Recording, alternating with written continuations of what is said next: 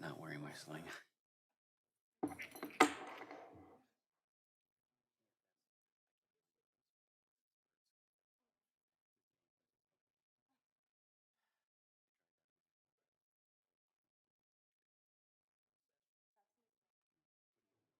Well, and he's also on the back of calculus here. Actually leaning back like this. At the whole freaking meeting.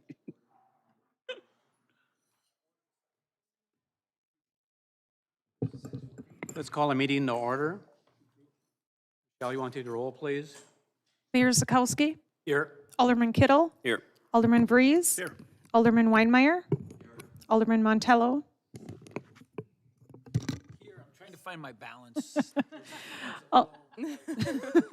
Alderman Volkert, Here. Alderperson Kraft. Here. Pledge of Allegiance.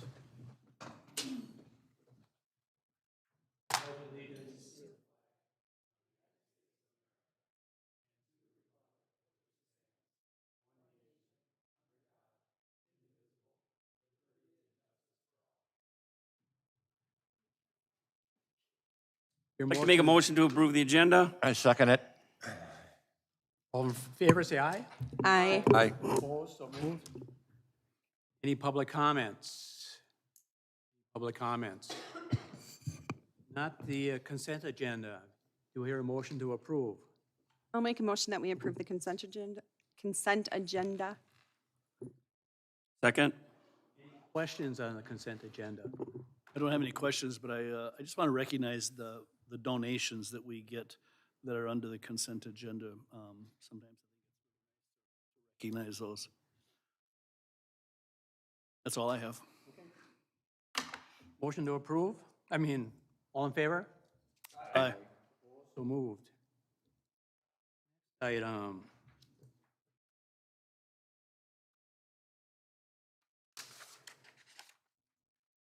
Old business. Resolution 062202, tax increment affordable housing extension, TID. Good evening, Mayor and Council. In your packet tonight is a resolution that we discussed bringing forward during the May 23rd work session. This resolution is similar to the resolutions brought forward earlier this year for tax increment District 5 and 8.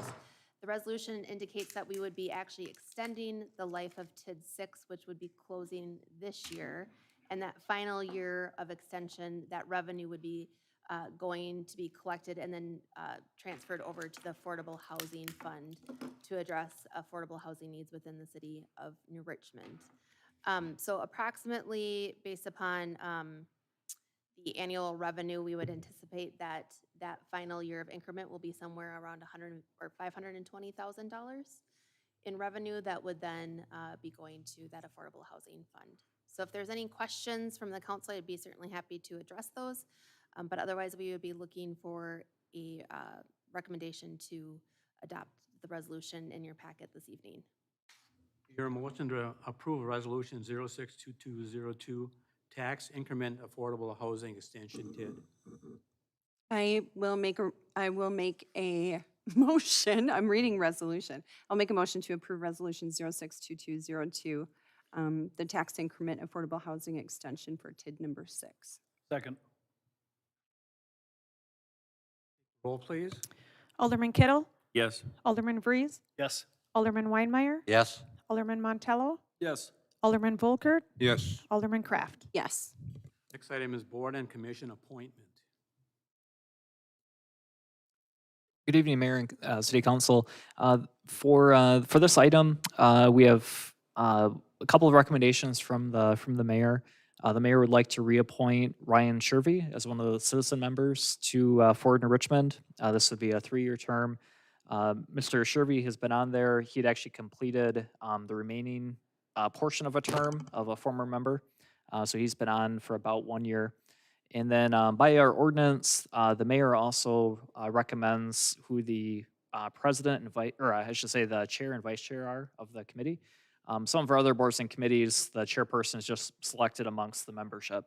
And so the recommendation from the mayor would be to appoint Mr. Shervy as the chairperson, and then Rob Krybek as the vice chairperson.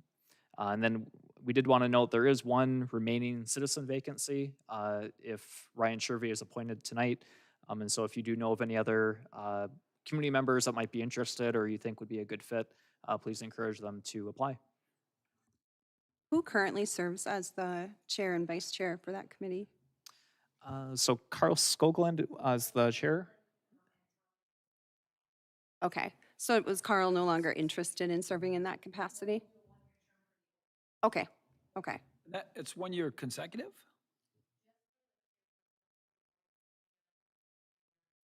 No, I understand that, but I'm saying, can a person serve more than one term as long as it's not consecutive? Okay. Yeah, because one of the concerns I have, Ryan's a new member, relatively speaking, and Rob is serving his last year of his term. So I think it would be good if we got some leadership there that has some experience, A, and B, somebody, because normally you would want a vice chair who's going to roll into being the chair, but that won't be the case in Rob's case, because he's done after this year, if I understand right. So did we ask anybody else if they'd be willing to serve? Okay. I guess I just got it. I had the same question about the vice chair, and I did talk to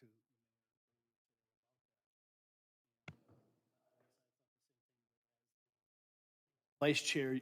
As a vice chair, you're going to lead into perhaps the chairmanship in following year. So That's generally the idea.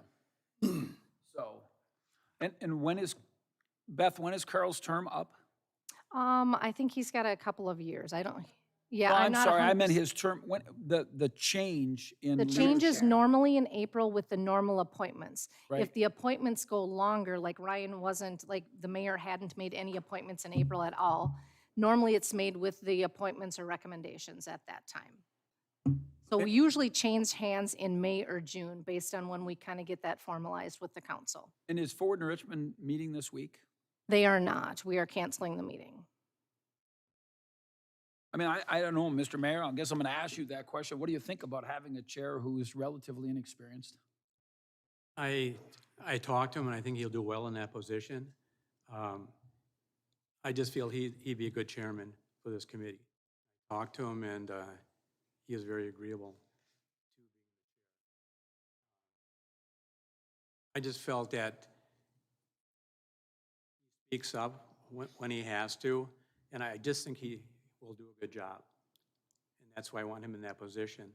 And like you said, Tom Mays was vice chair, and done this year. Yeah, and it wasn't a good situation, because you don't have the benefit of that continuance. When you have somebody serve as the vice chair, and really the idea has been vice chair, and I think in the beginning that's what we did. Correct. Rolled into being the chair. So ideally, you would have somebody serve as the vice chair who can roll into being the chair. It didn't happen this year. But it should have happened, and it could have happened, right? I just feel that they're two good people. Well, this is, first of all, this is not an indictment on anybody. So when you use that phraseology, that's troubling to me. I'm not impugning anybody's character. I'm merely talking about the way we're doing this.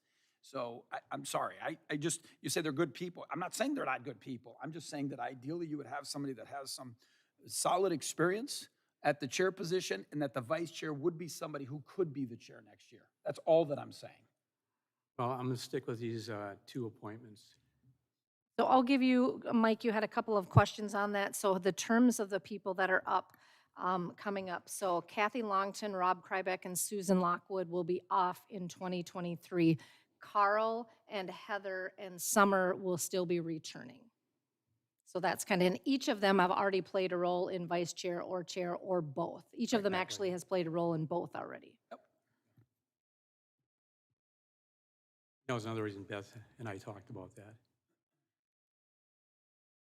And if Rob and Ryan were to switch places, we would solve the problem, but I think the mayor's made his recommendation. We would solve the problem of you know, what you were just talking about, Mike.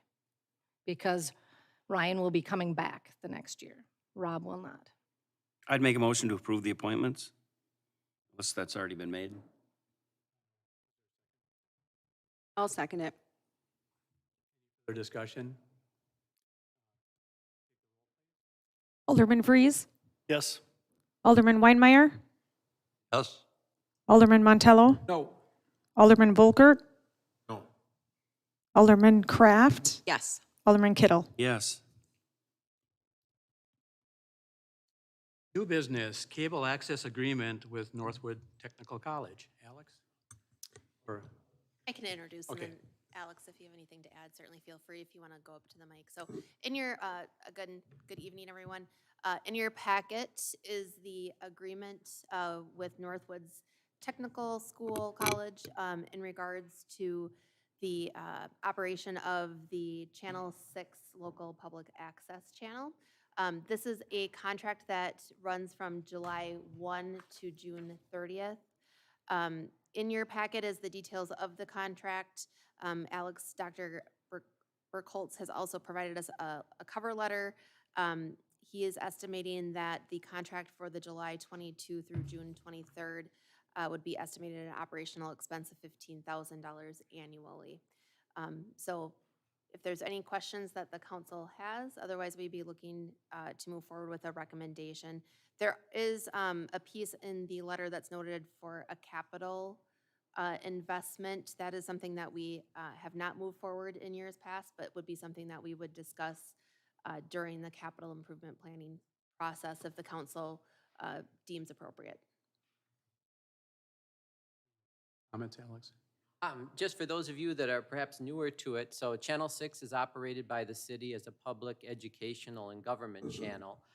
We operate through Northwest Communications, which has been a great partner. If you follow any of the politics regarding public PEG channels, Northwest has provided the signal for us, as well as made sure that the connection between the studio, which is at Northwood Technical College, and their equipment is in communication with one another. We are only received then by customers of Northwest, and that includes right now the Richmond area as well as Star Prairie. And all of our local producers are within the city.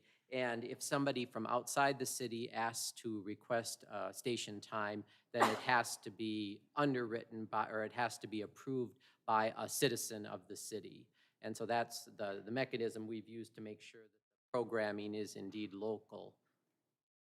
Only real change, I guess, in the recent time period has been the fact that our producers are now all submitting via digital. Used to be that they would hand carry in DVDs each week.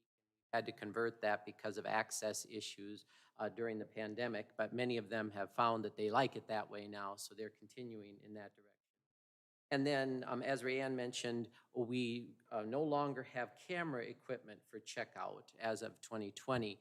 And so therefore, if somebody comes to us and wants to produce something like a parade for use on the channel, they do currently have to provide their own equipment. Consumer equipment certainly come a long way. A lot of people have phones now that have cameras on them better than the camera equipment would have had within the last decade. But it does leave people at a disadvantage who would come to us and say, I have nothing, but I really want to produce a show. But at this time, my personal feeling is that if we get a request like that, where someone really doesn't have any equipment of their own, that we probably would deal with that issue closer to that time. Have you had any people request at all? We have about 3 requests a year, and some people don't realize the capability of their phone, so some of them have chosen to do that, or they found other sources of equipment. So do you have any idea what's going on with cable TV subscription in Richmond? In terms of the numbers? Yep. No, and we used to have a better gauge of that because of the franchise fee. And now that the franchise fee is handled, and Rayanne, correct me if I'm wrong, but that's handled directly with the state now, right? The state is paying the franchise fee in essence out of state funds. They are. We do still get some reporting from Northwest Communications, though, in regards to what they submit to the state then.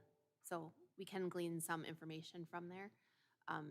From a fee collection and a franchise fee collection perspective, that has stayed pretty static, and so that's based upon subscribership.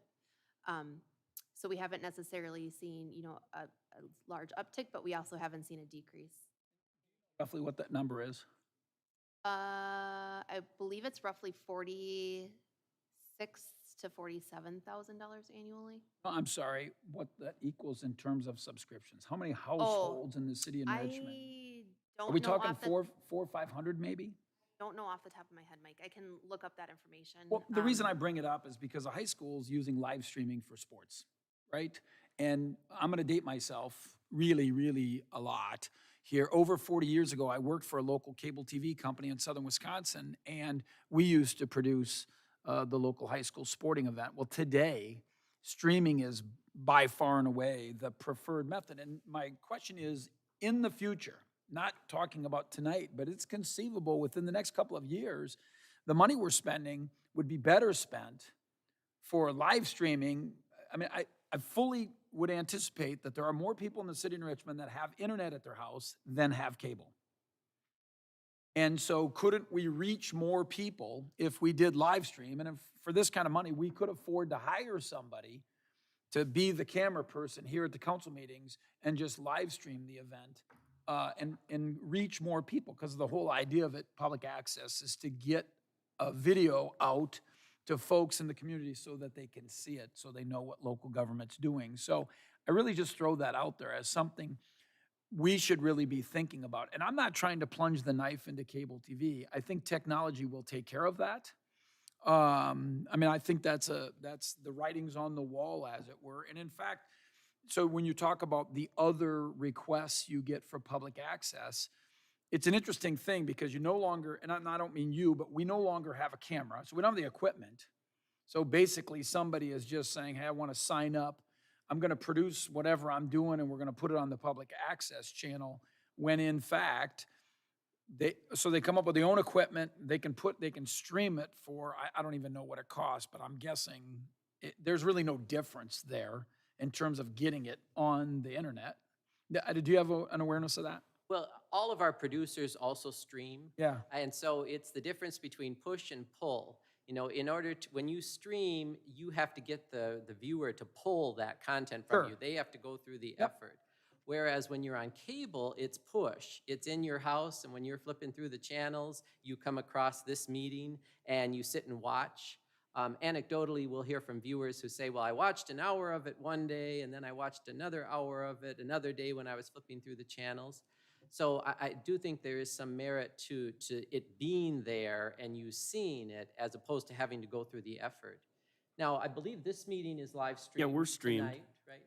Yeah. And the number of people watching, varies quite a bit depending on the topic, because we monitor that as well in terms of the different mediums to reach people. But that's true. I agree with you that at some point we're going to get to where technology evolves when it comes to that. There's still a large generation that, doesn't know how to stream or stream anything.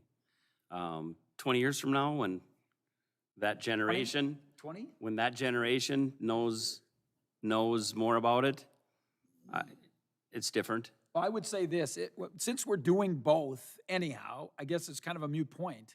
We have no idea how many people watch on cable. In fact, our former mayor used to say, based on feedback that he got, that told him if people were plugged in to watching the broadcast on cable TV, right? Whereas with a live stream, you know how many people are watching. It's really just an understanding that as the one technology is receding, you have this other one that's ascending, and we're already doing it.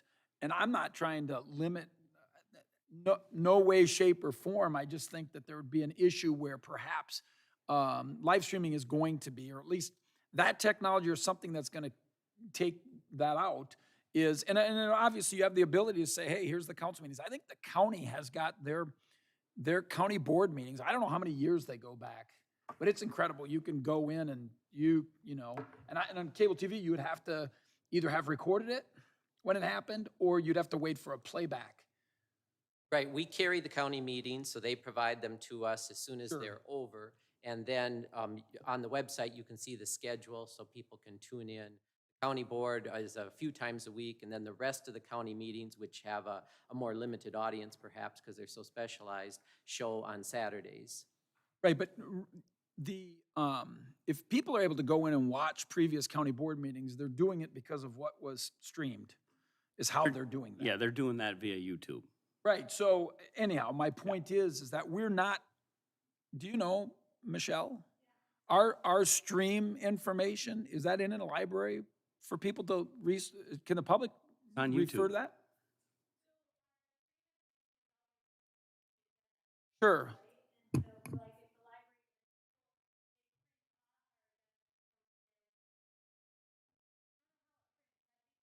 It's my email to get Go to our website too and just go to the meeting. It's always Yeah. linked to our website and the recordings are. But I'm not talking about, but I'm asking about the library of previous meetings. Does Oh, that yeah. exist? Yes, Just And like basically it's the on same our way the county YouTube does it? channel. Yeah, we have it hosted on our YouTube channel, Sure.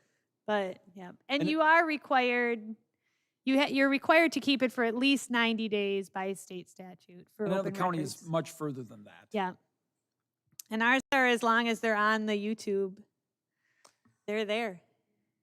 We've never archived. And currently we have one viewer. So I don't know if someone wants to say hi to their mom or dad. but It's Well, and probably actually your Uncle Paul, Craig. I talked to him Probably earlier Uncle and he was Paul. going to be logging in. So If you go onto YouTube and just do a search, City of New Richmond, Wisconsin, it'll pop up. So I just, like, for example, our May meeting, looks like there were 23 views, April, 23 views. But we don't have that data necessarily for the local cable. Well, you can't, really. So there aren't Anyhow. any ratings available, so and so ours are all anecdotal. Now, when something doesn't go as planned, when one of the local producers doesn't submit the most recent version, then people will contact either the producer or the station wanting an explanation of that. So that's the kind of anecdotal information we use to determine how many people are watching, but it's not scientific. Thank you, I appreciate it. No, a lot of stations like this have used a combined approach where they're running a website with the on-demand video as well as running the cable. And the council has considered that. I think the most recent time was 5 or 6 years ago, but it required a significant investment to have the server that can both serve up on the web simultaneously with what's on cable. And at the time, the council didn't choose to go in that direction. So there's it'd be interesting to see what cable looks like, because I don't think we would have anticipated how quickly it's evolved now with all the streaming platforms. I'd make a motion to recommend a cable access agreement from July 1, 22 to June 30th of 23.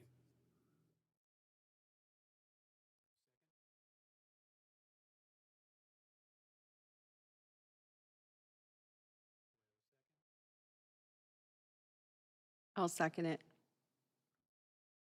Roll, please. Well, do you want to do discussion? It seems like we might need discussion. Well, okay. Why this is, Well, I think as Mike was mentioning, $15,000 of the cost of this contract, we just don't have any way of finding out what our return of investment is for that.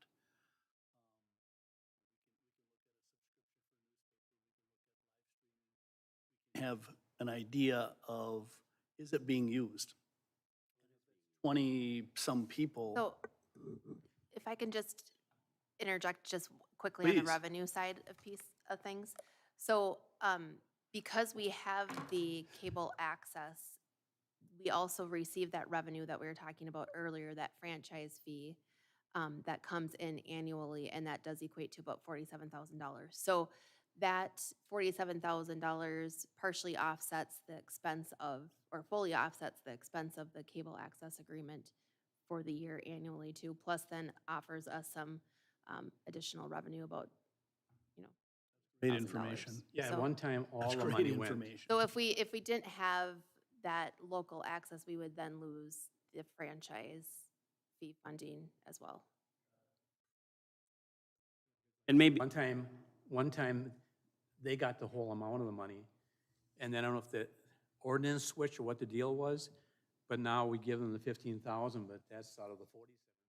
That goes in the general fund. I'm assuming. And maybe it's just me. Maybe, Ron, maybe it's somebody who was talking to me at the grocery store. But a lot of people do comment. Mostly people that don't know much about computers or have a computer or are able to stream. They make comments about the council meetings.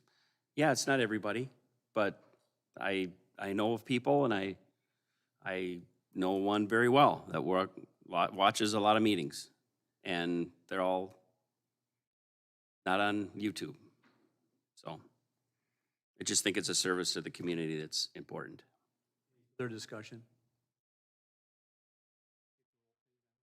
Alderman Weinmeier, Yes. Alderman Montello, Yes. Alderman Volkert, Yes. Alderman Kraft, Yes. Alderman Kittle, Yes. Alderman Breeze. Yes. Next item, Plan Commission recommendation, CSM application, John Peterson. Good evening, Mayor and Council. The first order of business I'll be discussing is a certified survey map application made by John Peterson. The process for this type of application is that it goes to Plan Commission for recommendation, and then final action occurs at this meeting. The subject site is directly to the west of the Fox Run subdivision, and John Peterson is applying to divide his 4-acre parcel into 2 1.5-acre parcels and an outlot to be deeded over to the city for stormwater management. The CSM allows adequate space for single-family homes that will be consistent with the zoning and future land use designation of this subject site. The DRC and Plan Commission recommend approval of the CSM application as presented.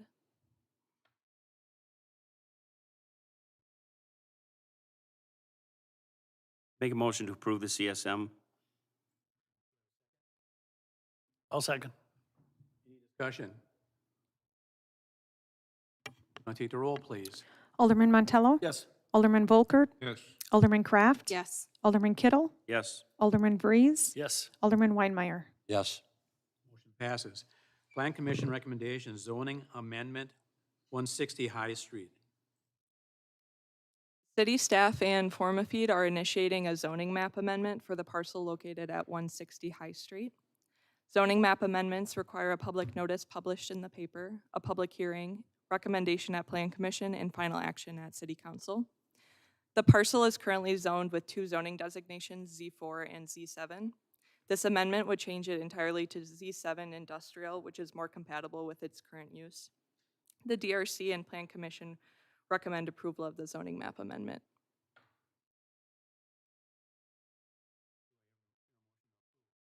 I would make a motion to approve the zoning map. I'll second it. Any further discussion? Not, take the roll, please. Alderman Volkert, Yes. Alderman Kraft, Yes. Alderman Kittle, Yes. Alderman Breeze, Yes. Alderman Weinmeier, Yes. Alderman Montello. Yes.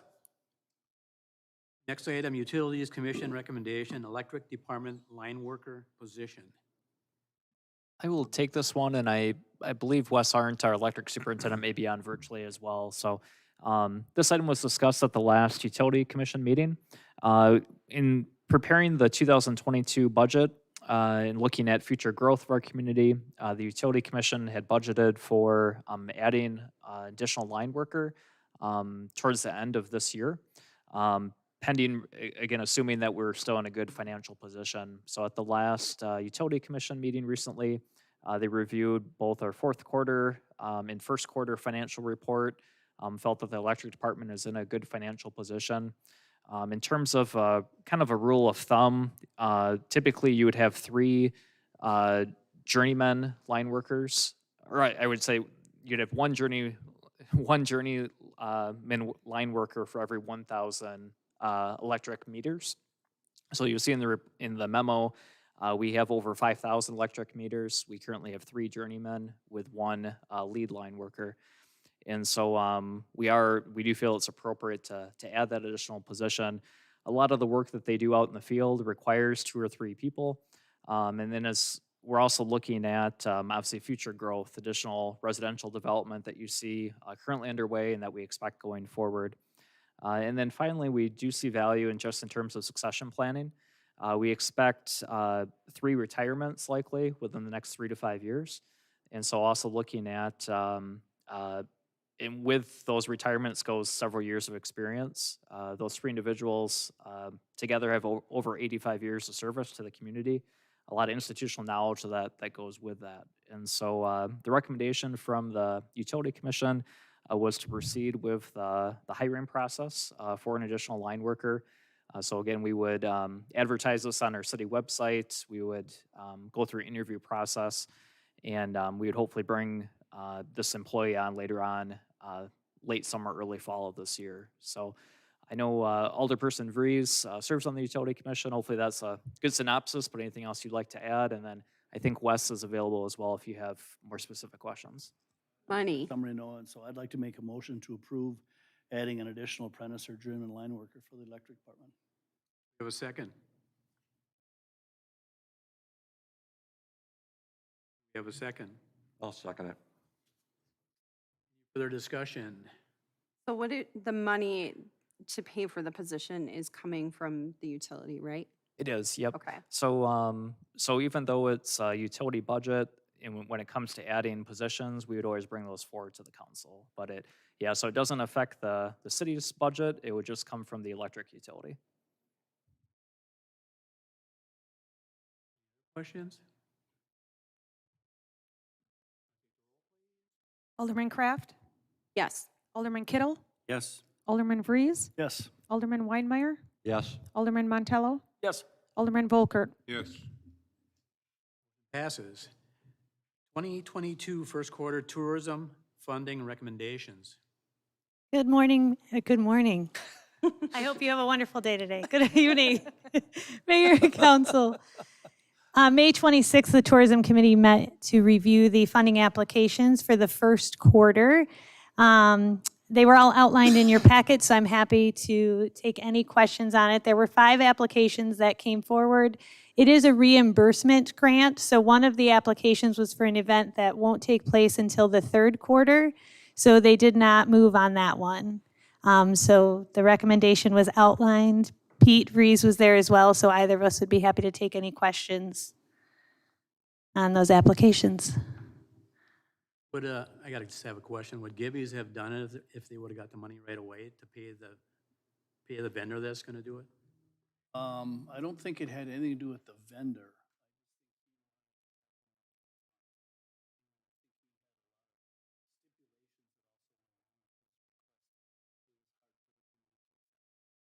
There This was for the also not, fireworks. the full amount was also not available. Yeah, I was and just saying, this is so- for the fireworks, so everybody knows what Yes. we're talking about. Yep. Yeah. There was more funding applications than there were dollars available, even though it was above projections in the first quarter. So the amount that was available to award was greater than, or was smaller than the amount that was asked for. So the committee focused on the events that truly would have been a reimbursement funding at that point. And then they reviewed each one for qualified expenses and went from there. I'd make a motion to approve the tourism committee, including the carry forward amount of $4,649. That's correct. Second, Second. discussion? Alderman Kittle, Yes. Alderman Vries, Yes. Alderman Weinmeier, Yes. Alderman Montello, Yes. Alderman Volkert, Yes. Alderman Kraft. Yes. Passes. Next item, 2022 chip seal crack fill bids. Eric? It'll wake everybody up. Well, it is morning. Yeah, good morning. Get up, everyone. Good evening, Mayor and Council. So yeah, we put out bids for crack sealing and chip sealing of a few of our streets. The goal this year was to do East Richmond Way for almost its entirety to chip seal. However, the bids came in a lot higher than expected. So luckily, we had bid some alternates to give us some flexibility. Staff kind of got together and did some brainstorming on how we could get the most work done to be the most cost effective. So we looked at moving forward with Farner Asphalt to do the crack sealing of 2 of our streets. And then we would hire the county to do the chip sealing of those streets after the crack sealing was finished. And doing that way, we do fall in, we were thinking about $45,000 to $50,000 of our $75,000 maintenance budget to go towards crack sealing and chip sealing this year. So it'd be our recommendation to award the contract to Farner Asphalt for just the crack sealing of South Arch Avenue and Grand Avenue. And then we would enter into a contract with the county to do the chip sealing of those roadways.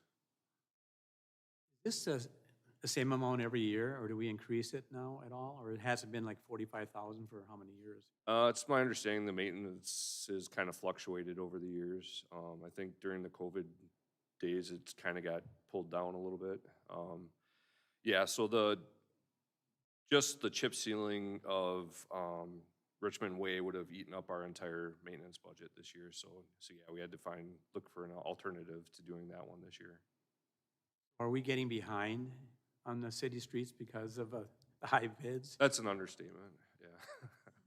Yeah. In the future, we have to look at more funding or something else, because if we're falling behind, that's. Yep, yeah, we really need to, we're gaining new roads every year, and we're falling behind on the maintenance of the ones we already have. So we want to keep them up in those upper ratings the longer we can, because they start getting down to those lower ratings, it becomes a lot more costly to fix them.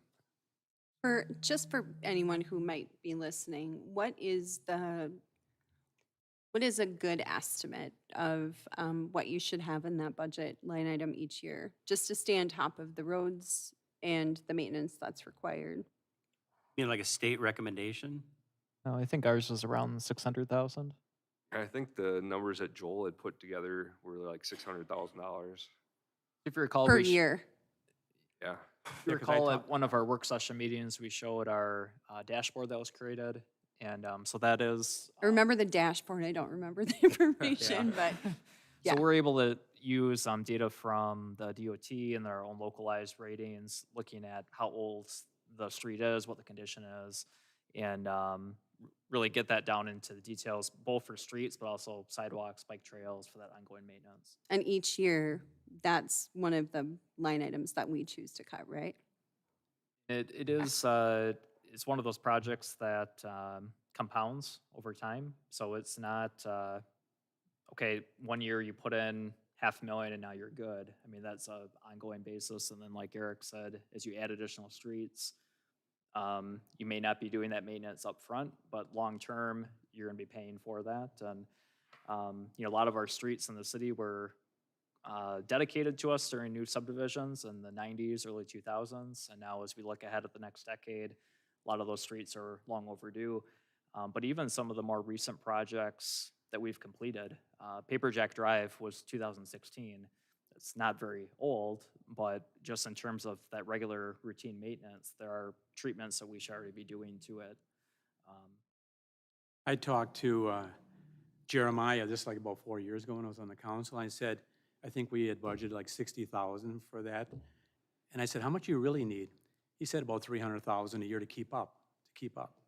So 45,000 doesn't get us very far.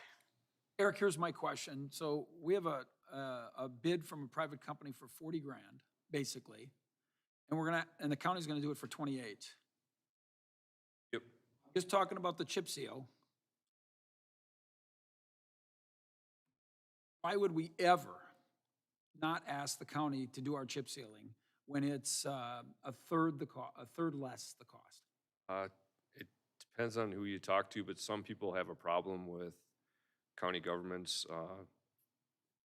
bidding against private companies. But I would say this, I'd be that person, Yeah. except if the county was looking to get into the chip sealing business, but they already are. They've taken on the overhead. As far as I'm concerned, they did it. The more we use it, it drives the cost down for the individual taxpayers. That's really the way I would look at it, now that they've made the investment. They is us, Mike. Thank you, Craig. I appreciate that you recognize Yeah, that. they is us. So, you get the math? Yeah, 40 grand versus 28? I agree with you. I think the county should be doing a lot more as far as Well, overall reaching equipment and My roads thing is, they and already have the investment. That's Yeah. the point of this. So I think that if somebody was asking government to get into a business they're not in, that private enterprise does, that's different. But in this case, they already do it. Again, I think it's crazy for us not to pursue that since the county already has the investment made. Oh yeah, I moved all right. So Eric, is there ever a time where the county would say, we're just not available to do that work? We have enough of our own work? Yeah, it's possible. We reached out to them because we got their prices this winter. So we did reach out to them to make sure that their prices would still be good and that they would still be able to do the work, and they indicated they would be. Okay. And they don't do the crack filling, so they wouldn't be able to do that piece of it. So we'd need a private company to do that part of it. Correct. Yep. Yeah, you have to crack fill the street before you can seal coat it. Yep. Yeah. Yep.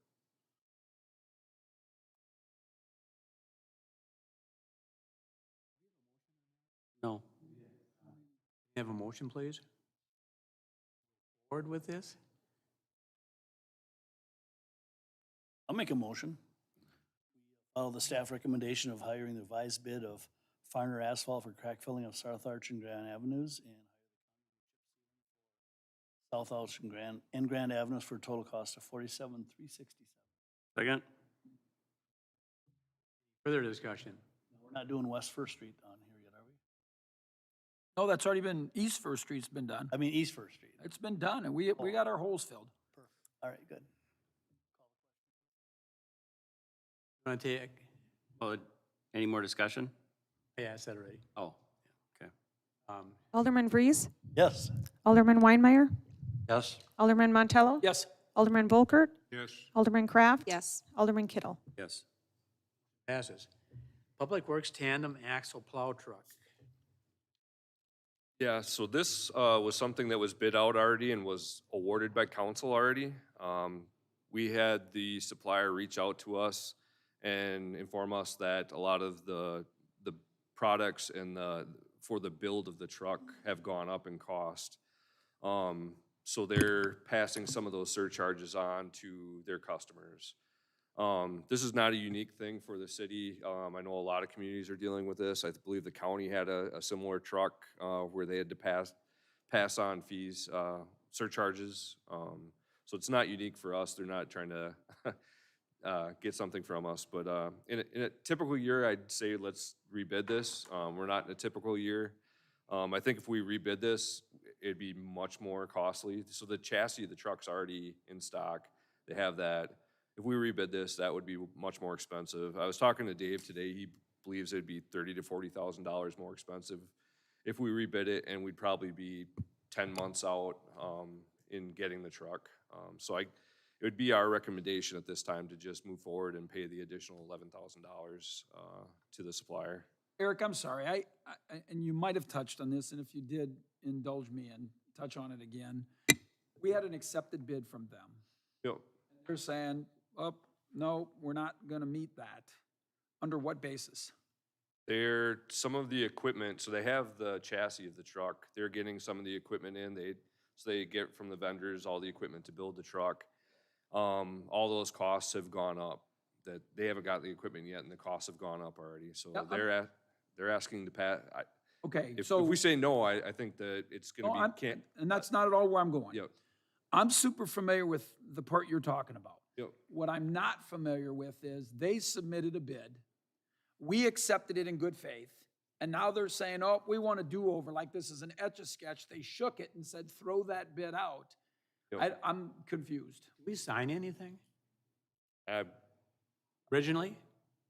A year ago. year, yeah, whenever that was, we I awarded mean, a it. Did we have a Purchase. contract for it? Yeah. It was signed? I'm just trying to find out what the basis is for them saying to us, you have to pay us more money Yeah. or the deal's off. Well, yeah, and I I guess there's no, and this is something I've asked, been questioning myself, is like, street project, we have liquidated damages, we have bonding, we have ways to go after the contractor. When we bid equipment, there really isn't, there's nothing for us to go after them if they don't supply what what we have bid. So, maybe something we have to look into in the future with the way the bidding environment is and the way. When Or I mean, Well, just 'cause- as a protection for us, especially if we would have turned down another bid that was in a, you know, within a couple $1,000s for somebody that could have provided the product according to the specifications at the price that was quoted. Yep. You know, it is super disappointing. So I do think that we definitely should be looking into, you know, some layer of protection for us in that process. Or, you know, if we renege on the contract, you get, you know, 20%, I don't know, maybe that's What does the ridiculous, contract say? 20%, but- Well, I think essentially what they're saying is you can pay the additional money because it's coming in at a higher cost, or we're gonna let you out of this purchase agreement, but good luck rebidding and finding a similar product that meets your specifications. That's why they did it. But we don't want to be out of it. Well, We want the original. Is there wording in the that original contract that they price. can get out of it Yeah. anywhere? That's the key. Well, yeah, I'm sure there's no penalty. I mean, typically these Well, I would equipment ask, contracts. I would ask the question, if the vendors were coming in 10% below, would they give it to us at a cheaper price than what it was bid at? It works that way. You don't know that it doesn't. Well, and to be fair, when they're bidding on something, the next bidder up might have been $30,000 more, where right. they could have been $28,000 more and still got the bid. It's just the nature of bidding. I mean, I So think the it's- bottom line is it's disappointing. I think we need to make it known that, you know, we're going to bid out projects or equipment like this in the future. We want to do business with companies that, you know, are true to their word. We might not look at you I mean, you know, that may be a factor of whether or not we go with your bid. If someone else is 10,000 above you, we might go with them because they are going to provide us with a product at a cost that That they we said. agreed on. I don't know that there's anything we can do at this point. Well, there is something else we can do. Well, we can. We can say, no, we want the truck for what you agreed to send it to us. And if they can won't, say, thank you, no, thank you. Yeah, Yes. we have to look It'd at. be 30,000 more now, But then or more. And probably a year out. 10 months out. Yeah. But then I would like maybe Public Works to look at this and say, is this something that's a necessary item that we should have right now? Or do we wait a year? I mean, I think we established it was, Pete, you know the process we went through. We went through Public Works Committee. We went This through. was before I was ever on a Public No, Works Committee. it wasn't. And This was back I'm- in April a year ago. This was done in Yeah. April a year ago. Pete's right. Not this last You would have- April, a year ago last April. so you would have just joined Yeah, I the wouldn't have been on Public the, Works Committee. guess I wasn't on the council till the third Okay. week. This, It went On through the Public Public Works. Works. It Oh, got three its of us. approvals. It went through council. It got its On the committee when approvals. this was done. Wait, When when it you was say we discussed. went over this, what do you mean?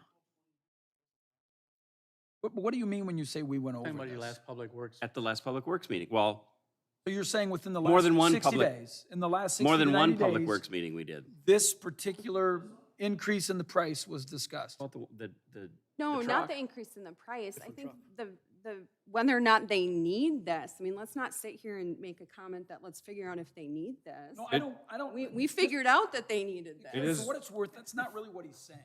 No, it This is. was, That's no, what no, he no, just said. hang on. This was approved a year ago. Please don't yell at No, me. I- It's not I'm necessary. not yelling at you. Okay. This was approved a year ago. I get that. Okay, so what Pete's saying is, we have a retailer who said, I don't like the price for whatever reason that I agreed to sell you that for, in Yes. writing. Mhm. And now they're saying, so we're gonna make it different. I'm not saying that's a good thing. I didn't say you are saying that. He's asking the question, what other options do we have? That's simply all that he's asking. When he asked the question, and I don't mean to speak No, for you, Pete. and I trust that Pete can speak for himself. He knows what he said was, do they need it right now? So we're talking $11,000, but Yep. if it's bid out, we don't get it for 10 months, it could be 30 to 40,000 more. Yeah, and So what is the better option? It's also replacing a truck that's 22 years old, and has many hydraulic and other issues, which we may have to stick $10,000 of maintenance into it to get it going for this coming year to plow. I think we have to bite the bullet on this one, but we have to have more of a guaranteed contract next time. They guarantee the price, and they can't raise it, whatever wording has to be in there. Because evidently what the wording was 10 months ago wasn't very good, or not good enough, put it that way. Yeah, I think in the past, equipment purchasing has been easy, and now through COVID and all these supply chain issues, I think communities are gonna have to get a little more savvy in the contracts when it comes to equipment. But in the end, good luck Yeah. collecting. So I mean, the reality is it's really falls back to the integrity of the company that you're dealing with. Yes. You can have a contract. And if somebody says, I want out, you know, the city's probably not gonna be able to successfully sue for damages. What you'd spend in legal costs, that's a lose-lose deal. I don't for a moment suspect that we have an option to save any money when this company won't honor their bid. I get it. We're stuck. And that is the world we live in today. And I will tell you, I think that's the world we have for the foreseeable future. This is just awful that we in good faith accepted bids. We agreed to make a purchase. They now, not 30 days after it was ordered, 60 days after it was ordered, I'm assuming this is fairly recent, have said, and I don't even know, do you know, Eric, when they were originally intending to provide this vehicle? Was it 16 months later? And off the top of your No. head's fine. Yeah, I don't remember off the top of my head when the original. 12 months, maybe? it Yeah, was I something think it was that. like a Yeah. year. So we could be outside of that. And again, I know based on the industry that I work in, I understand the whole supply chain and what's going on, but it's just unfortunate. A company said, they submitted documentation that said, this is what we'll sell you this for. And now we've decided that's not gonna work. Whether their costs go up or not, I don't doubt that they have, but who knows, right? That's the unfortunate part about this. Any further discussion? I would make the motion, we accept the bid from Universal Truck Equipment. Second? Add in there, Craig, that We know the name of the company. we have a conversation with them just about what this might mean for future business. Or do we have time to table this? So we can, I don't know what the contract reads. Maybe the contract reads, I think it's just Something a I don't know purchase that it reads. agreement. I don't know that Yeah. it's a contract. or do we have a handshake agreement, or is this a verbal contract? Let's like Carrie was saying, it's just a purchase agreement, so I don't think there's any. There's no nothing in there penalty. that says we can raise it $20,000 Yeah, and you can I do don't whatever think you there's want. I don't think there's penalties for them to cancel it. Or penalties to raise it, obviously. Right. Do you remember how many other bids we got, Eric, in the process? Did we just get one? Or is this the only one we got? Do you know? I feel like we had 3, but Okay. I mean, Definitely that's had the, more than it was that's- over a I- year ago. That's, I know, that's just a huge part of the issue, though, is that we went with one company. And I don't know that they were within $10,000. I doubt it. But I know some of them, I mean, we get that are within hundreds of dollars of another bid. So just, yeah, I don't know. The whole process that we went through, the staff time, the dollars associated with salaries for reviewing it, I just, throwing it away right now is gonna cost us way more than $11,000. So, Craig, I'll second Yep. your motion. Yeah, Carrie seconded. Further discussion? Roll, please. Alderman Weinmeier, Yes. Alderman Montello, Yes. Alderman Volkert, Alderman Kraft, Yes. Alderman Kittle, Yes. Alderman Breeze. No. Passes. First quarter 22 financial report. Mayor and council, we'll just have we're just bringing up the PowerPoint presentation, but in your packet is the first quarter 2022 financial report.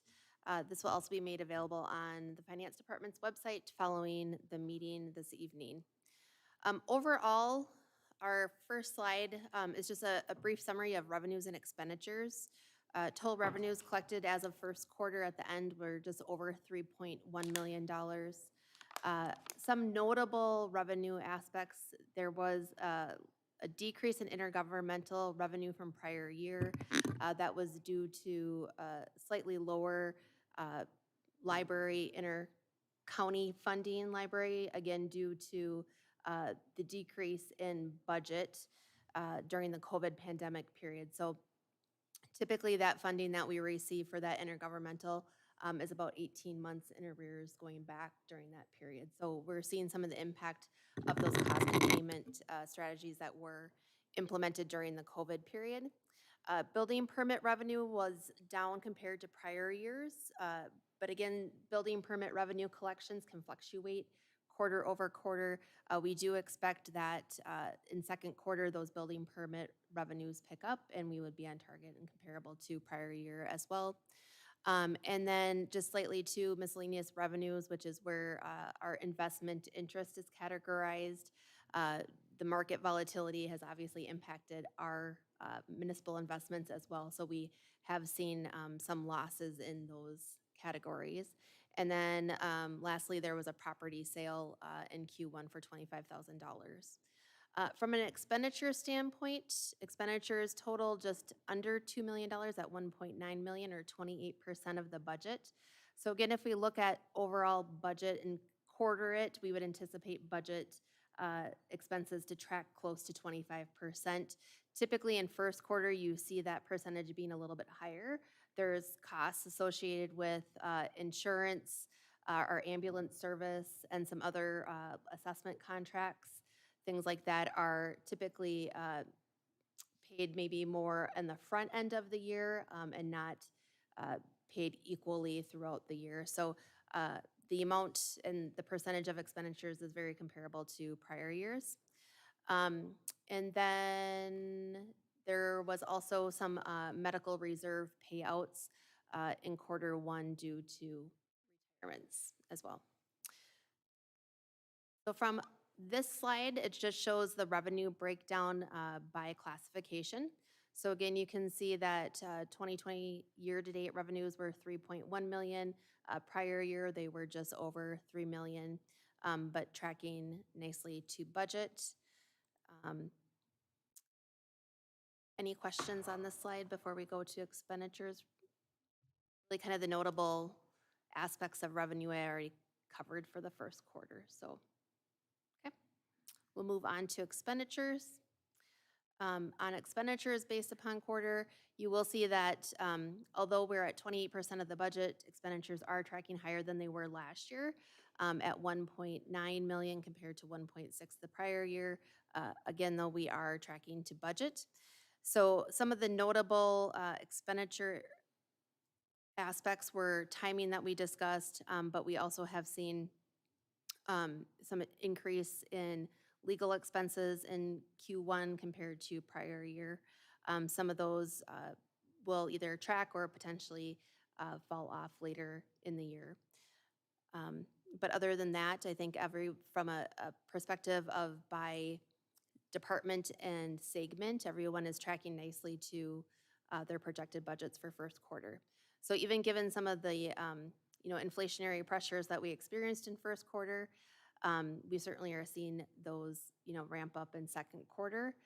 We are still on track currently, but we're monitoring it closely too to see what some of those additional pressures with inflation and just gas prices and things of that nature, especially in the summer months when it's a little bit busier on a streets and construction perspective.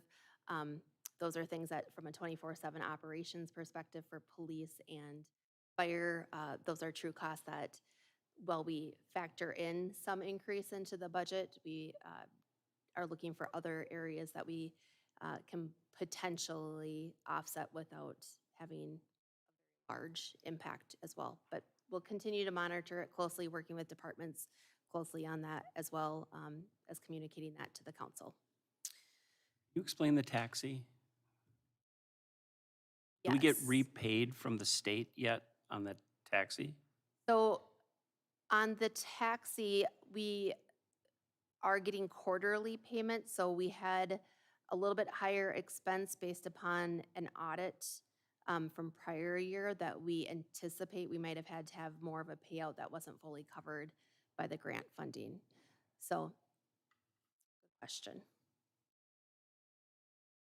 Any questions on the expenditures before we move to next slide? Okay. With the transition of the fire fund to its own fund. This is a component that used to be in the general fund. Due to some accounting and GASB and GAAP changes, it is now accounted as a fiduciary fund and it's its own fund. So as we move through the financial reporting on a quarterly basis, we are specifically pulling the fire fund out as well to report on that and address any questions with that, as it is a department of the city. So the fire fund revenues for the first quarter of the year tracked above budget at 464,000. Overall budget is 800,000. The main difference in revenue that you will see here is the miscellaneous revenue line of 326,000. That was attributable to the closure of the length of service program that we no longer qualified to be part of. And so those pension proceeds were received at the end of third quarter, and then they were subsequently dispersed to the members in April of 2022. So you see the revenue side coming in the first quarter, and the second quarter you'll see the expenditure side as a pension expense going out to those members. Questions on the revenue? All of those length of service monies. All of the ones, the majority have. We are still waiting on paperwork from, I believe, 2 individuals that have not filed that paperwork as of yet. Thank you. Once we receive that paperwork, we'll issue those checks. And then the next slide is just on fire fund expenditures. Overall expenditures for the quarter were $142,000, 18% of budget. So they low expenses incurred in quarter one, and tracking lower than previous years as well. There wasn't anything very notable to pull out aside from their tracking to budget at this point in time. What are we up to for numbers? We just had 7 new people sworn in, is that correct? So the For the fire, I the mean. Police and Fire Commission had a meeting last week. So they did approve some additional hires, just depending on drug testing yet. Okay, So yeah, so I think there were seven additional. okay, thanks. Are they full-time then, once they're accepted? I mean, are they trained and Probationary. everything? Ready to So go? they're probationary firefighter. In some cases, they may have already taken classes. In some cases, they may be brand new and have to register for a firefighter 1 course. In some cases, they may have previous experience, but if it's from another state, not all those trainings transfer over, so they may have to retake a course in Wisconsin as well. I just have one last slide too, and we can go over that really I want to quickly. go, yeah, this is the slide I like. So just to go over the general obligation debt outstanding of the city, as of March 31st, we had just over $525,000 in principal and interest payments. Total payments this year will be $2.2 million. Annually, we are on a amortization schedule where we pay about $2 million in reducing that principal annually. The sources of revenue where that comes from is through the general levy, tax increment districts, and other sources that have rates associated with it. So for example, the water, sewer, and stormwater utilities, which are all rate structured. Sometimes there's general obligation debt that's issued, but then are repaid through those other funds. So that's another portion that is a source of the debt repayment as well. So at the end of 2021, our debt outstanding was $15.2 million.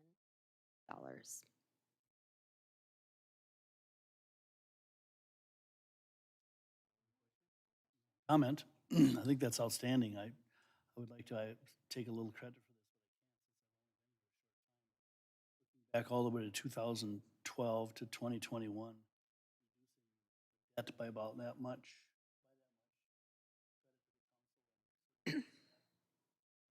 Awesome.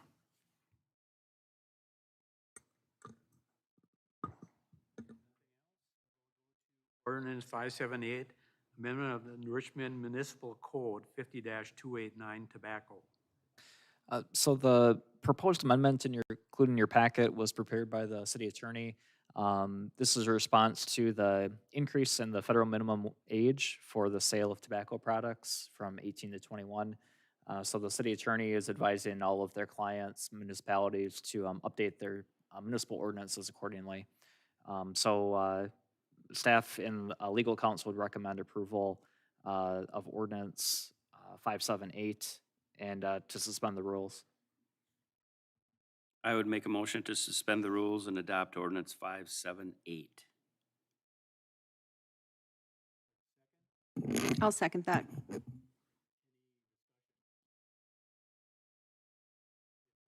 Hear none, take the roll, please. Alderman Montello, Yes. Alderman Volkert, Yes. Alderman Kraft, Yes. Alderman Kittle, Yes. Alderman Vries, Yes. Alderman Weinmeier. Yes. This item is resolution number 062203, recognition of Patrick Olson. This is for his time as the superintendent of schools here in New Richmond. Whereas Mr. Patrick Olson served as superintendent of the school district of New Richmond from 2015 to 2022. And whereas Mr. Olson played an integral role in collaborative efforts between the school district of New Richmond and the city of New Richmond, including but not limited to the SOAR Center, School Resource Officer, and the New Richmond Library Building Project. And whereas Mr. Olson participated in regular community emergency response team meetings and led the Department of the Tigers launch plan to provide in-person learning while also taking prudent steps to limit COVID-19 risks during the COVID-19 pandemic. And whereas Mr. Olson took an active leadership role in the other positive community initiatives, such as Living Well Together and the New Richmond Recreation Partnership. And whereas during Mr. Olson's tenure, the school district of New Richmond prepared a 5-year strategic plan, completed multiple phases of the Tiger Stadium project, and conducted a facility study to plan for future growth in enrollment. And therefore be it resolved that the Common Council of the City of New Richmond does hereby thank Mr. Patrick Olson for his positive contribution to the New Richmond community and wish him all the best in his future endeavors. Adopted this 13th day of June, 2022. I'll make a motion that we approve resolution 06220. Awesome job. Best of luck to you. I'll second that. Roll, please. Alderman Volkert, Yes. Alderman Kraft, Yes. Alderman Kittle, Yes. Alderman Vries, Yes. Alderman Weinmeier, Yes. Alderman Montello. Yes. Motion passes. Communication and miscellaneous. Does somebody know about the craft fair? Or? Yeah, just for informational purposes, so an event at Cyclone Parks near Northwood Tech College, Sunday, August 7th. Is it put on by a specific organization, or is it just that these vendors got together and decided themselves to have? I think more of a private Oh. initiative, so just Okay. wanted to make the council aware. Yeah, obviously, we typically have the Park Art Fair at Mary Park, but just so that you're aware of a larger event going on in case people wonder, so. Also, before the next meeting, absentee ballots are actually going to be available starting June 23rd for the August partisan primary. So those will go in the mail on the 23rd to all active absentee requests already on file. And then they'll still be available. In-person early voting starts 2 weeks before the primary that takes place August 9th. Let me know if you need one. Go to myvote.wi.gov. Anything else? I'm very excited. Partisan primaries are not at all confusing, so it's going to be a really good time. If not, we're going to go in closed session per state statute 19.851E, deliberating or negotiating the purchase of public properties, investing of public funds, or conducting other specified public business whenever competitive or bargaining reasons require closed session. And F, considering financial, medical, social, or personal histories or disciplinary, you know what I mean, data of specific persons, preliminary consideration of specific personnel problems of the investigation of charges against specific persons except where Part B applies, which is if discussed in public would be likely to have a substantial adverse effect upon the reputation of any person referred to in such histories or data, or involved in such problems or investigations. So it's 10.1, the Richmond Firefighters Incorporated. Do we hear a motion to go into closed session? I'll make a motion that we go into closed session. I'll second it. Take the roll, please. Alderman Kraft, Yes. Alderman Kittle, Yes. Alderman Vries, Yes. Alderman Weinmeier, Yes. Alderman Montello. Yes. Alderman Volkert. Yes. We are in closed session. Anybody have to, Just in case anyone was wondering. What?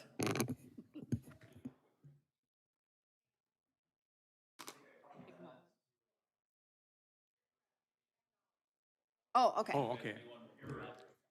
So if anybody wants to. There's